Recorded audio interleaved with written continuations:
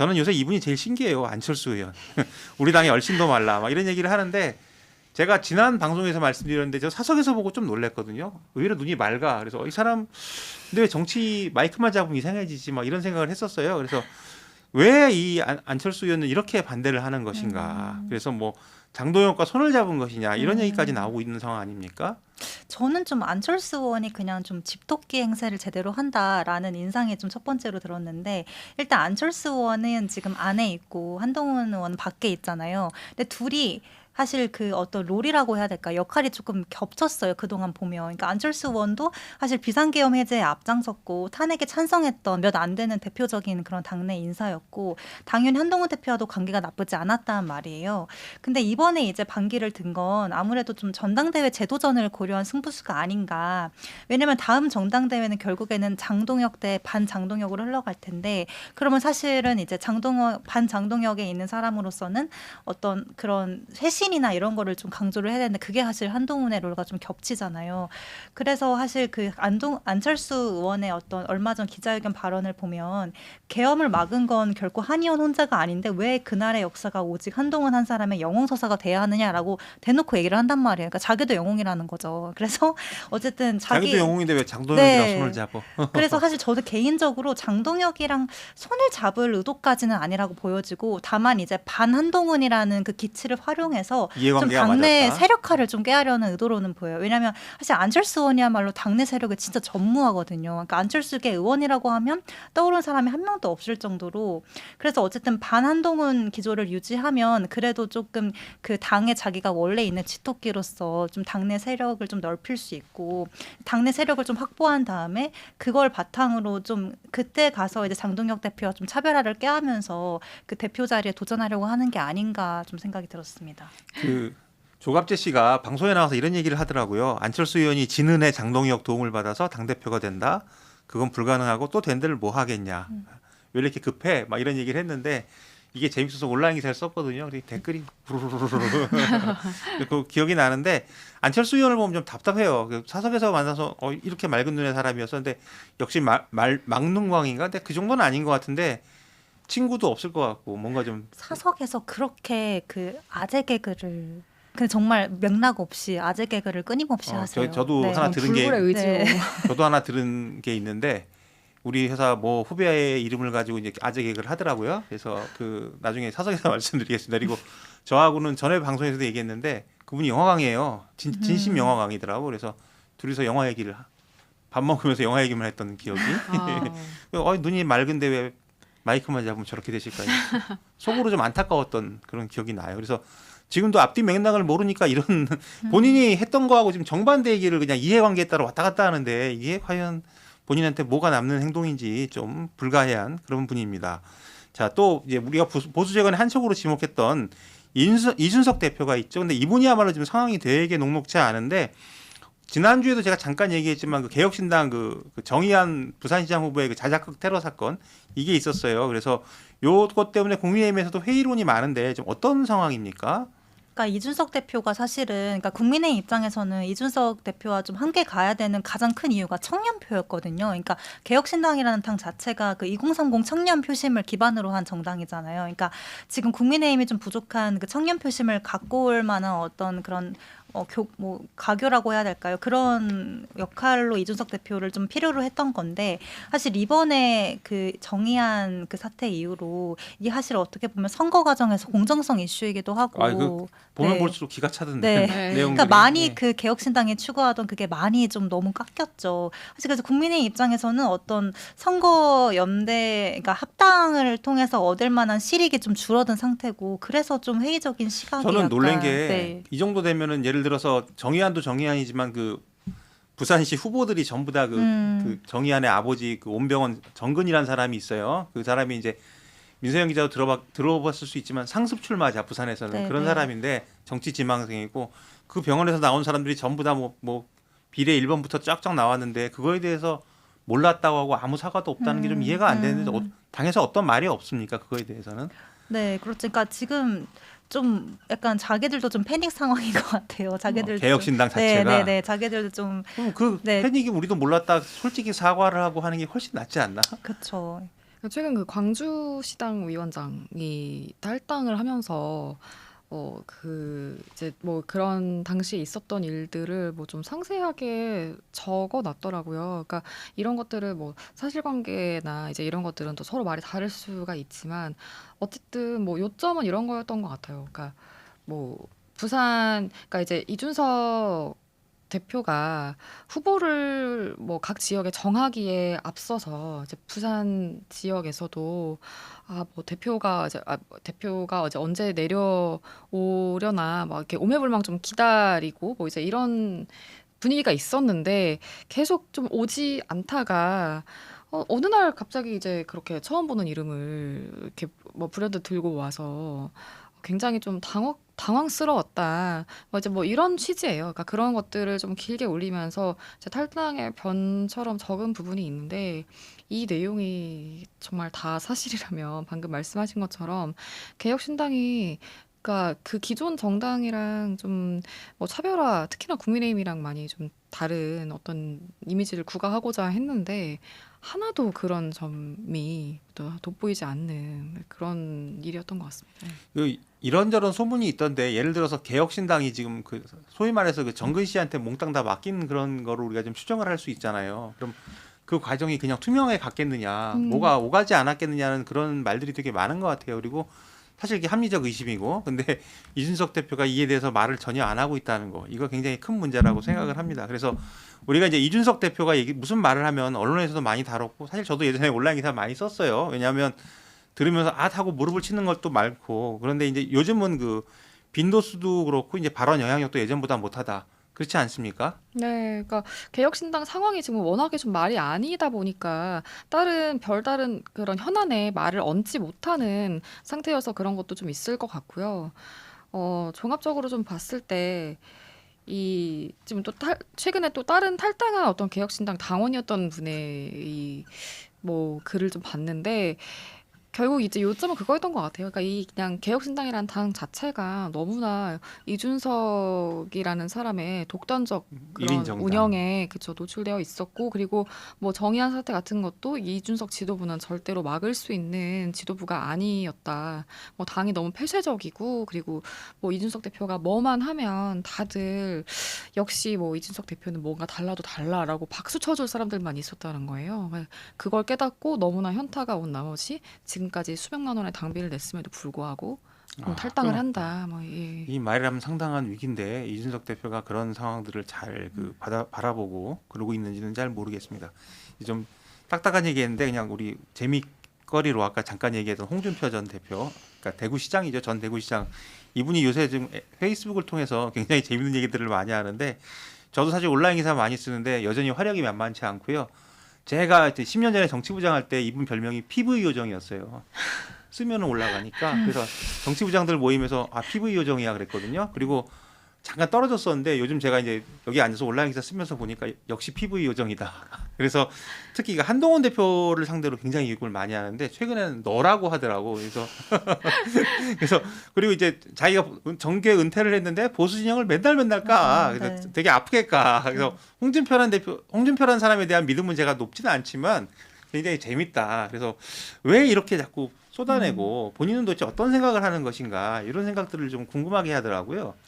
일단 그 자발적으로 좀 당을 떠났잖아요. 그러니까 그 대선 경선 과정에서 정말 크나큰 현타를 느끼고 이제 하와이로 가서 뭐 억울하겠지. 네, 한동훈 네. 어디서 불러 네, 그렇죠. 뼈다귀가 와서 당의 그러니까 오래된 나를 자기가 막 몇십 년 몸담은 당이 자기를 대우해주지 않았다라는 일단 그 상처가 좀 컸던 것 같고, 근데 또 존재감을 드러내고 싶으니까 뭔가 보수의 약간 어떤 자기가 좀 뭔가 적통이고 원로로서 계속 약간 레드팀 역할로 하고 싶은 그 롤을 좀 추구하시는 것 같아요. 근데 PB 요정이라고 하셨지만 항상 시간도 그 오전에 딱 기가 막혀. 오전 기사 없을 때 딱 올려가지고 온라인 기사로 딱 이렇게 쓰기 좋을 때 항상 다들 알면서 따라가요. 올리시더라고요.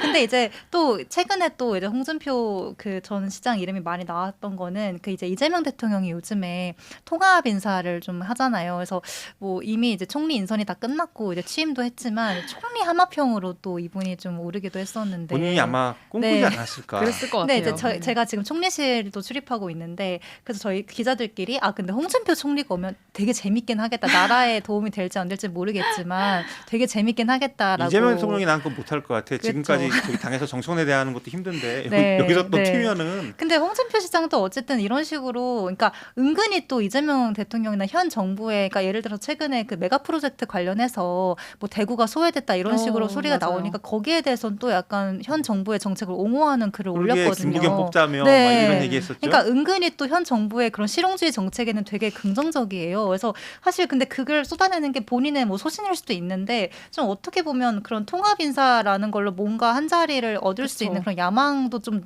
염두에 두고 있지 그거는 않을까. 뭐 상수로 저도 생각을 네. 하고 제가 나 이제 여기 있어요 하고 어, 있는 거죠. 맞아요. 내가 그때 무슨 생각을 했냐면 그분이 나 이제 떠난다 정계 은퇴한다. 근데 제가 그때 그랬어요 친구들한테 저 사람은 이제 안 떠난다. 계속 떠들 거다. 저는 사실 홍준표 잘 모르는데 그냥 이제 그동안 이 해온 걸 보면 계속 떠들 거다. 근데 요즘 예전보다 더 찰지게 떠드셔서 사실 기사 쓰는 입장에서는 조금 덕을 보고 있습니다.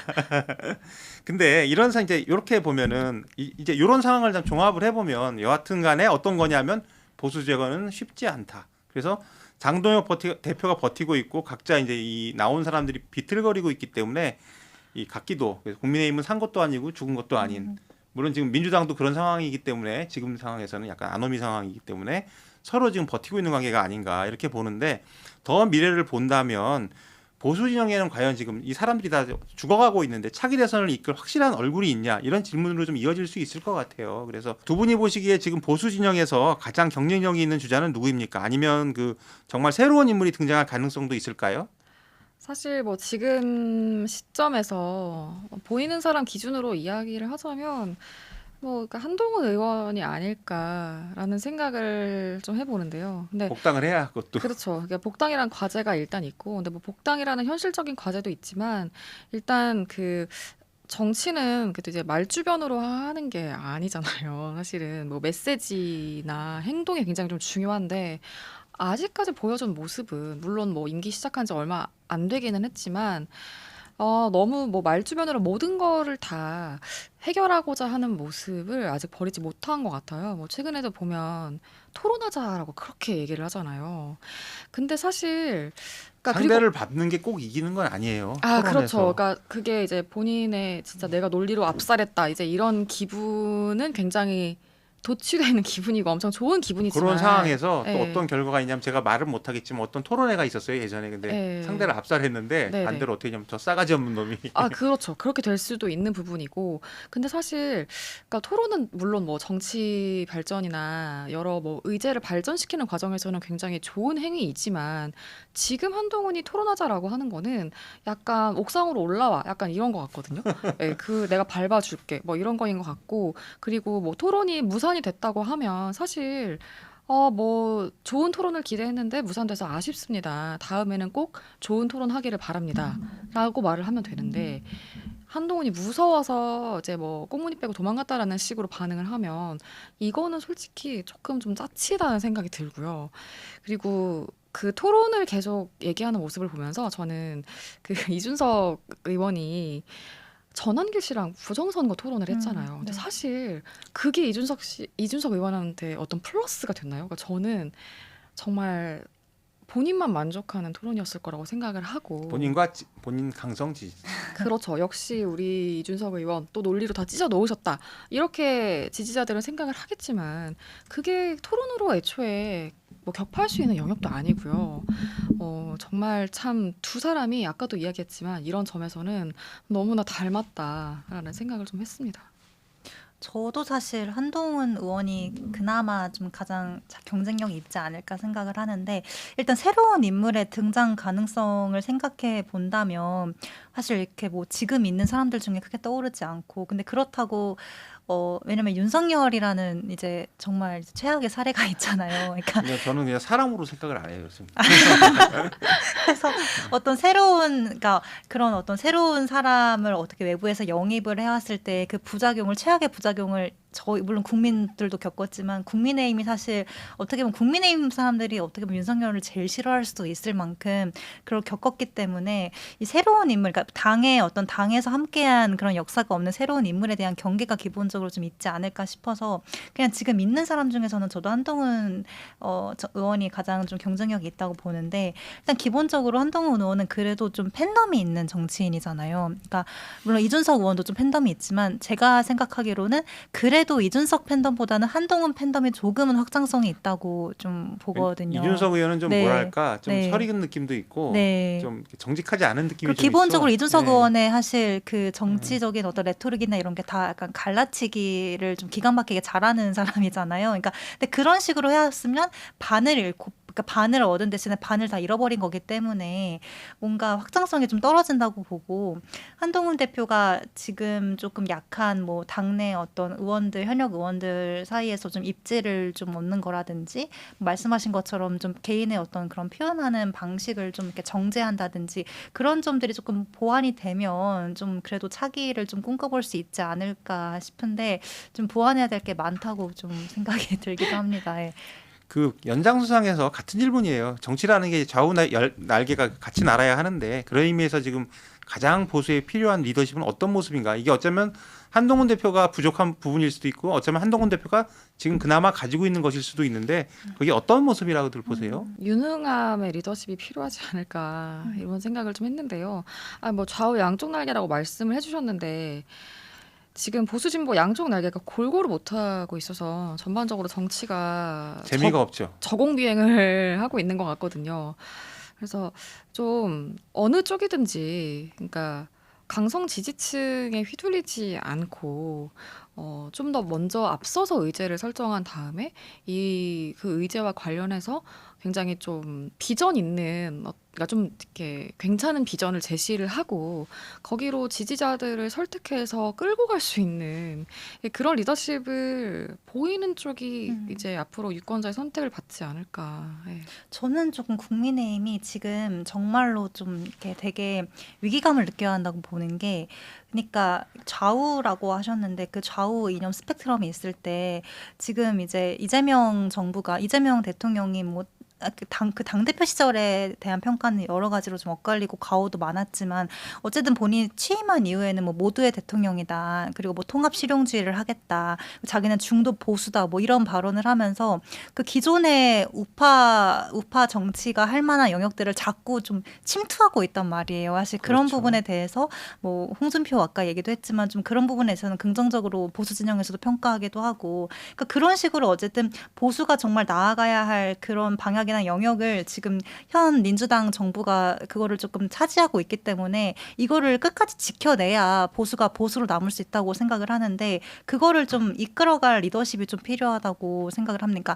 지금 약간 제가 느끼기에는 그 장동혁 대표는 또 너무 또 우파니까 차치하더라도 기본적으로 그 보수 진영에서 나오는 메시지가 그러니까 반 이재명, 그러니까 반 민주당에만 너무 그쳐 있는 것 같거든요. 근데 정치라는 게 물론 이제 상대가 있으니까 어떤 카운터 파트로서 이렇게 서로를 이제 비판하고 뭐 이런 건 당연히 너무 자연스러운 그런 현상이지만 좀 보수만 할 수 있는 자기들이 좀 더 약간 주도적으로 이끌어갈 수 있는 그 보수 의제를 좀 발굴해서 그거를 좀 더 내세우는 그런 움직임이 좀 더 필요하다고 좀 생각을 합니다. 제가 우스갯소리로 맨날 하는 얘기가 국민의힘은 죽을 때도 줄 서서 죽는 당입니다. 네. 그래서 굉장히 따뜻한 아랫목에만 있던 분들이라 그게 가능할지는 모르겠지만 이 방송을 혹시라도 보시는 국민의힘 분들은 이런 거 잘 안 보세요. 근데 보시게 되면 한번 좀 경각심을 갖고 우리가 어떻게 당을 바꿔나갈 것인지 같이 고민해보는 그런 시간이 됐으면 좋겠습니다. 자, 오늘 인물비상구에서는 정치자금법 위반 1심 판결로 중대기로에 선 오세훈 서울시장 그리고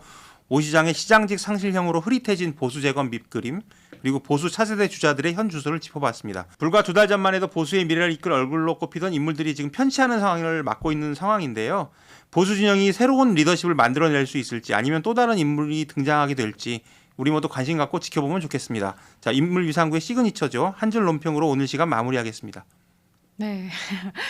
그러니까 오세훈 시장 같은 경우에는 뭐 최근 상황을 보면 아까 이제 민서영 기자가 브리핑해주신 상황인데 정치자금법 위반을 가지고 그 43살의 오세훈이 지금 현재 65살의 오세훈을 잡았다. 이제 이런 논평이 굉장히 좀 인상 깊더라고요. 그리고 또 과거 이 무상급식 때도 그랬고 지금도 그렇고 스스로 불러온 위기 때문에 정치 생명이 좀 이렇게 위태로운 상황에 처하는 것 같거든요. 그래서 그런 의미를 살려서 삼행시를 한번 오세훈 시장 오늘 이름으로 준비를 삼행시로? 해왔는데, 네. 자, 오, 네. 오세훈의 최대 적은 세, 세상 그 어느 정치인이 아니라 훈. 훗날의 오세훈이었다. 뒤에는 약간 끼워 맞추긴 한데 매일매일 그 준비하려면 되게 머리 아플 것 같아요. 부담되죠. 아, 저는 이거 네. 준비를 제대로 못했는데. 근데 저도 사실 비슷하게 생각을 한 게 그 오세훈 아까 가장 대표적으로 자기가 만든 버후로 지금 발목을 잡힌 거고 어쨌든 이렇게 내던지고 그러니까 수단과 방법을 가리지 않고 이렇게 좀 했던 게 지금 다시 이렇게 부메랑처럼 돌아오는 거잖아요. 그래서 이제 오세훈은 약간 부메랑이다. 좀 이렇게 생각을 해봤습니다.